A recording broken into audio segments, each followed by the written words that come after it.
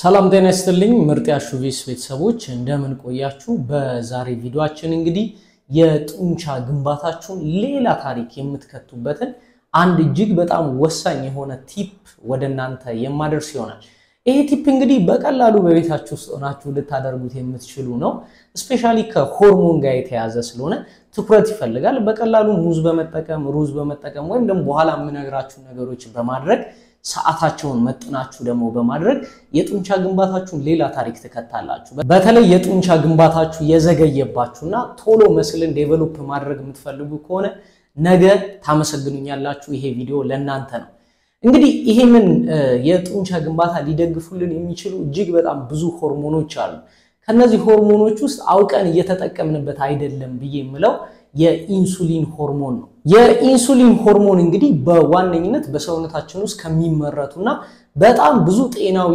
ጥቅሞችንም ጉዳቶችንም ይዞ ሊመጣ የሚችል ሆርሞን ነው በዋነኝነት እንግዲህ ከስኳር በሽታ ወይም ዲያቤቲክ ጋር ወይም ኢንሱሊን ሬዚስታንስ ከምንለው ችግር ጋር በተያያዥነት በተደጋጋሚ ልሰሙት ትችላላችሁ ዛሬ ደግሞ የምናገናኘው ከጡንቻ ግንባታ አንፃር ነው አንድ ሰው እንግዲህ የኢንሱሊን መጠኑ በሰውነት ውስጥ ከፍ ያለ ሲመጣ ቀደም እንዳልኳችሁ አናቦሊክ ሆርሞን በመሆኑ ወይም ደግሞ የሰውነት ግንባታን የሚደግፍ ሆርሞን በመሆኑ ምክንያት የጡንቻ ግንባታ ከፍ ያለ ይመጣል ስለዚህ አንድ ሰው የኢንሱሊን ስፓይኩ ከፍተኛ ነው በተለይም ደግሞ ልክ ኤክሰርሳይዝ እንደጨረሰ የኢንሱሊን ስፓይኩ ከፍተኛ ነው ማለት የጡንቻው ግንባታ በተመሳሳይ መልኩ እጅግ በጣም ከፍተኛ ይሆናል ስለዚህ እነዚህን አቀናጅቶ ለመሄድ የዛሬ ቪዲዮ ያስፈልጋችኋል ማለት ነው ኢንሱሊን እንዴት ነው የጡንቻ ግንባታን ከፍ የሚያደርገው ካላችሁ አንድ ሰው በሰውነት ውስጥ ያለ የኢንሱሊን መጠን ከፍ ያለ በመጣ ቁጥር ወደ ሰውነቱ ወይም ወደ ጡንቻ ሴሎቹ የሚሄደው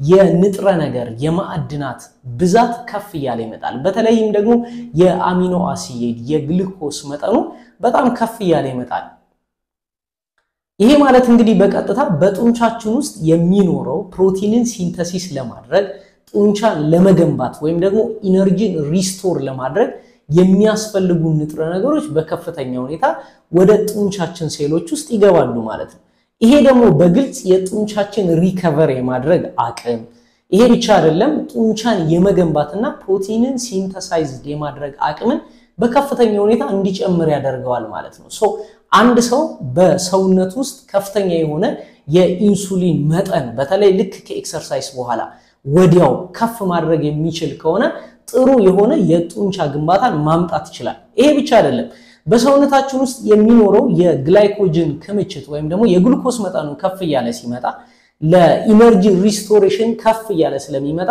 የምንመገባቸው ምግቦች ስፔሻሊ ፕሮቲን ነገሮች ከዛ በኋላ የሚኖሩ የፕሮቲን ምግቦች በአንድ ጊዜ ሪስቶር እንዲሆኑ ወይም ደግሞ እንዲከማቹ ያደርጋልናል ተከማቹ ማለት ሪስቶር አደረጉ ማለት ምንም ንግግር ሳያስፈልገን ሰውነታችን በልክ ያደረገ መምጣት ይጀምራል ማለት ነው ስለዚህ አንድና አንድ በሰውነታችን ውስጥ ያለውን የኢንሱሊን ፕሮዳክሽን ከፍ ማድረግ በተሻለ ሁኔታ ጡንቻን መገንባት እንደሆነ ልታውቁ ይገባል ማለት ነው እንግዲህ ኢንሱሊንን ከፍ ማድረግ ዝም ብሎ ሊቻል ይችላል ግን ጤነኛ የሆነ የኢንሱሊን ስፓይክ ወይም ደግሞ ጎጂ የሆነ የኢንሱሊን ስፓይክ እንዳለ ልታውቁ ያስፈልጋል ማለት ነው ጤነኛ የምንላቸው ኢንሱሊን ስፓይኮች ምንድናቸው እንዴት ኢንሱሊናችንን ከፍ ማድረግ እንችላለን የሚለውን በቀላሉ ለማስገንዘብ ልሞክር በነገራችን ላይ እነዚህን ፕራክቲሶች ስትወስዱ በተለይ ከኢንሱሊን ሬዚስታንስ ጋር ታይፕ 1 ዲያቤቲክም ሊሆን ይችላል ታይፕ 2 ዲያቤቲክ ያለባችሁ ሰዎች ግን ቀድመ ጥንቃቄ ልታደርጉ ያስፈልጋል ምክንያቱም አላስፈላጊ የሆነ ጤናችሁ ላይ ቁማር አስይዛችሁ መጫወት እንዳይሆን ማለት ነው ሌላ ሰው ግን ጤነኛ የሆነ ሰው ግን ምንም አይነት ጉዳት ሳይገጥመው ይሄንን ጥቅም መጠቀም ስለሚችል ለእናንተ የተፈቀደ ነው ስለዚህ ቢቻል ላብራቶሪ ደማችሁን ብታሰሩና ዲያቤቲካችሁ ወይም ደግሞ ሰውነታችሁ ውስጥ ያለው ብለድ ፋስቲንግ ብለድ ሹገር ሌቭል ምን ያህል እንደሆነ ቼክ ብታደርጉ የተሻለ ነው ሪስክ እንዳይኖረው ማለት ነው የመጀመሪያው እንግዲህ ኢንሱሊንን በጤነኛ መልኩ እንዴት ነው ስፓይክ ማድረግ ምን የሚገባን የሚለውን እንመልከት እንግዲህ የሰውነታችንን የኢንሱሊን መጠን ከፍ ለማድረግና ስፓይክ ለማድረግ ዋነኛ ፕሪንሲፕሉ ምንድነው ልክ ከኤክሰርሳይዝ በኋላ ጥሩ የሆኑ በሰውነታችን ውስጥ ያለውን ብለድ ግሉኮስ ወይም የደም የስኳር መጠንን ከፍ ሊያደርጉ የመጀመሪያው መንገድ በቀላሉ ከፋርማሲ ልትገዟቸው የምትችሉ ሲምፕል የሆኑ ፕሮዳክቶችን መጠቀም ነው። ለምሳሌ የመጀመሪያው ማልቶዴክስትሪን ብላችሁ መግዛት ነው። ሁለተኛው ደግሞ ዴክስትሮስ 40% ብላችሁ መግዛት ነው። እነዚህን የትኛውም ፋርማሲ ውስጥ በቀላሉ ልታገኟቸው የምትችሉ ናቸው። ለምሳሌ 40% ዴክስትሮስ ኢትዮጵያ ውስጥ በጣም የተለመደ ነው። እነዚህን ፕሮዳክቶች ከፕሮቲን ኳሊቲ ካላቸው የፕሮቲን ይዘቶች ጋር ልክ ከኤክሰርሳይዝ እንደወጣችሁ ስፔሻሊ ከ30 ደቂቃ በኋላ ባለው ጊዜ ውስጥ ብትጠቀሙ የብለድ ኢንሱሊን መጠናችሁ ከፍ ይላል። ስለዚህ ቅድም ያልኳችሁን ጥቅሞች መጠቀም ትችላላችሁ። ሁለተኛው ሜትድ ደግሞ በጣም ጣፋጭ የሆኑ ፍሩቶችን መጠቀም ነው።